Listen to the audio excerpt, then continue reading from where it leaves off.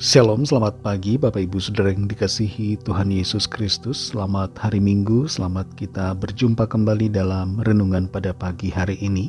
Kita bersyukur kepada Tuhan yang baik, yang selalu mengasihi dan menolong kita, menuntun kita dalam rencananya yang indah dan sempurna. Sebelum kita mendengarkan renungan firman Tuhan, mari kita berdoa. Bapa, dalam nama Tuhan Yesus Kristus, Tuhan dan Allah kami yang hidup, yang bertahta dalam sorga dan yang hadir bersama kami dalam segala keadaan, terima kasih untuk berkat kemurahan-Mu. Kembali kami ada saat ini karena kemurahan Tuhan, dan kami percaya Tuhan punya rencana yang baik buat setiap kami. Saat ini kami mau mendengar sabda firman-Mu. Urapilah kami Tuhan supaya kami mengerti dan taat pada setiap kehendak-Mu. Dalam nama Tuhan Yesus kami berdoa. Haleluya. Amin.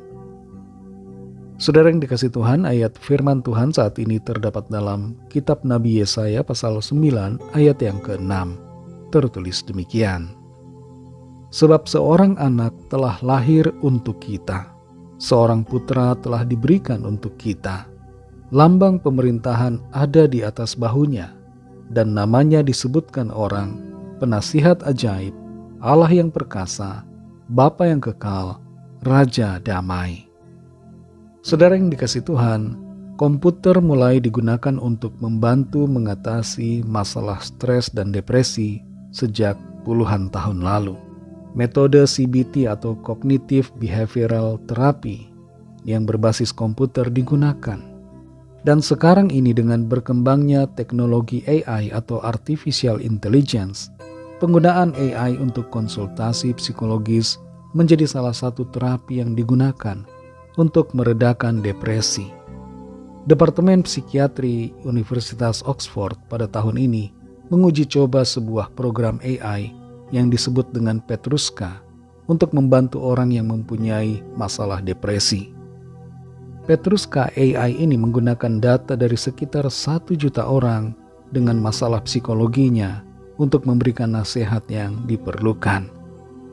Tentu dengan adanya aplikasi AI ini, ada dampak yang positif. Tidak ada larangan untuk menggunakan AI dalam meminta nasihat atau konseling. Namun demikian kita perlu mengingat bahwa kita punya satu konselor hebat, seorang penasihat ajaib, yaitu Tuhan Yesus Kristus, yang kepadanya kita perlu menyandarkan hidup dan harapan kita. Dalam Yesaya 9 ayat yang ke-6 ini dikatakan, sebab seorang anak telah lahir untuk kita, seorang putra telah diberikan untuk kita. Lambang pemerintahan ada di atas bahunya, dan namanya disebutkan orang, Penasihat Ajaib, Allah yang perkasa, Bapa yang kekal, Raja damai. Nabi Yesaya telah menubuatkan kedatangan Mesias, Sang Juru Selamat, yaitu pribadi Allah yang datang sebagai manusia. Nubuatan ini diucapkan oleh Nabi Yesaya sekitar 700 tahun sebelum kelahiran Kristus di Bethlehem. Dalam nubuatan yang Yesaya dapatkan oleh pewahyuan Tuhan, ia mengatakan tentang pribadi Juru Selamat itu yang akan disebutkan sebagai Penasihat Ajaib, Allah yang perkasa, Bapa yang kekal, dan Raja damai. Semua sebutan, atribut atau gelar ini berkaitan dengan pribadi Kristus sebagai Allah dan Bapa, serta berkaitan dengan kuasa, peranan dan karyanya bagi manusia. Satu hal yang menjadi peranan dari Tuhan Yesus Kristus adalah menjadi konselor super hebat, menjadi penasehat yang ajaib.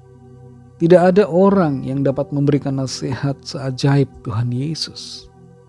Salomo adalah raja yang penuh hikmat dan terkenal di masanya sebagai pribadi yang dapat memberikan nasihat dan keputusan bijaksana atas permasalahan rakyatnya. Tapi Tuhan Yesus jauh melebihi Salomo karena ia adalah pribadi Allah sendiri, dan sebagai Allah ia penuh dengan hikmat dan kebijaksanaan yang melampaui hikmat manusia. Saudara yang dikasihi Tuhan, Tuhan Yesus adalah penasihat kita yang ajaib. Apa yang sedang kita hadapi saat ini? Mungkin stres dan depresi sedang melanda. dan mungkin kita sedang mencari pertolongan dari berbagai sumber. Tapi ingatlah satu sumber dan satu konselor ajaib kita, konselor sejati yang sanggup menolong kita, yaitu Tuhan Yesus Kristus. Dia begitu dekat dengan kita. Dia ada bersama-sama dengan kita. Dia Immanuel. Dan kita dapat berbicara kepadanya, menyampaikan semua keluh kesah kita, mencurahkan segala isi hati kita kepadanya dalam doa-doa kita.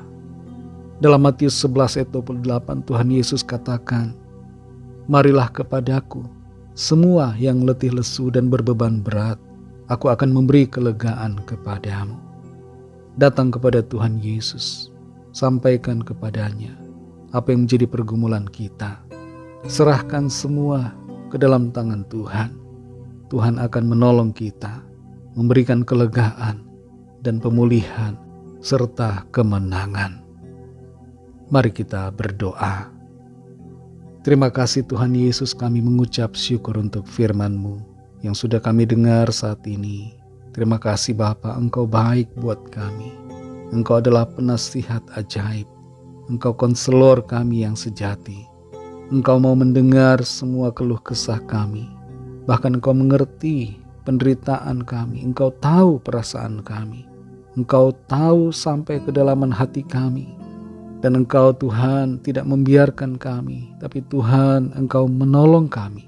Memberikan kami kekuatan, sukacita, damai sejahtera, kelepasan dari semua stres dan depresi. Terima kasih Tuhan untuk firman-Mu. Kami mau mengandalkan Tuhan. Ajar kami untuk selalu berharap kepada-Mu. Dan berikan kami hikmat Tuhan untuk mengerti, untuk memahami setiap keadaan, dan mengambil keputusan sesuai kehendak Tuhan. Terima kasih Bapa. Berkatilah kami Tuhan di sepanjang hari ini dalam segala tugas aktivitas kami. Pimpin kami dan sertai kami dengan kuat kuasa-Mu, agar kami jadi pemenang-pemenang dalam segala perkara. Kami menyerahkan setiap pergumulan kami masing-masing, setiap permohonan doa yang disampaikan. Biarlah tangan Tuhan melawat dan menjamah setiap kami, menyatakan kuasa, mujizat, dan pertolongan-Mu bagi kami. Terima kasih Tuhan, dalam nama-Mu yang kudus, nama Tuhan Yesus Kristus, kami sudah berdoa dan mengucap syukur. Haleluya. Mari sama-sama kita berdoa, doa Bapa kami. Bapa kami yang di sorga, dikuduskanlah nama-Mu, datanglah kerajaan-Mu, jadilah kehendak-Mu di bumi seperti di sorga. Berikanlah kami pada hari ini makanan kami yang secukupnya, dan ampunilah kami akan kesalahan kami, seperti kami juga mengampuni orang yang bersalah kepada kami. Dan janganlah membawa kami ke dalam pencobaan, tetapi lepaskanlah kami daripada yang jahat, karena Engkaulah yang punya kerajaan, dan kuasa dan kemuliaan, sampai selama-lamanya. Amin. Terimalah berkat Tuhan. Tuhan memberkati engkau dan melindungi engkau. Tuhan menyinari engkau dengan wajah-Nya dan memberikan kasih karunia. Tuhan menghadapkan wajah-Nya kepadamu dan memberikan damai sejahtera. Berkat anugerah dari Bapa Surgawi, kasih karunia dari Tuhan Yesus Kristus, dalam persekutuan dengan Roh Kudus, menyertai kita semua, sekarang ini dan sampai Maranatha Tuhan Yesus datang kembali, dan bahkan sampai selama-lamanya.